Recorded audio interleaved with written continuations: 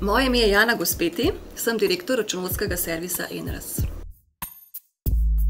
Ko se odločila za srednjo šolo, sem si rekla, da jaz pa sigurno ne bom računovodkinja, tako kot moja mama, ker to gledaš in spremljaš vsa leta, kako so, bom rekla, vikendi polni pogovorov o računovodstvu, kako so dnevi, bom rekla, vedno daljši po 4 uri. In takrat sem se v svojih srednješolskih letih odločala bolj za, bom rekla, pedagoške zadeve. Tako da moja primarna izobrazba ni računovodstvo, ampak sem pač to znanje nadgradila v kasnejših letih ob delu.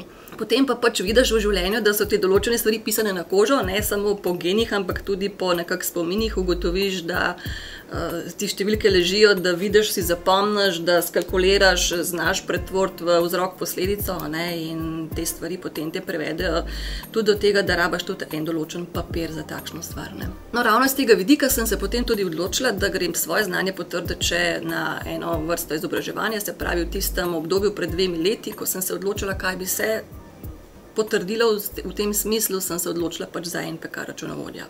Samo soočenje z izpitom je bilo v bistvu težko, ker rabiš prakso in pa izkušnje nekako skupaj spraviti na papir v enem trenutku, v enem stanju, tako da sama priprava na izpit je kar trajala 2 meseca in potem, da se še izpita lotiš in ga narediš, je kar dosti truda bilo potrebno. Ampak glede na to, da ima pa človek izkušnje od prej, je bilo pa to veliko lažje na samem izpitu potem se soočiti s temi vprašanji. Bi bilo verjetno težje, če ne bi imela izkušenj.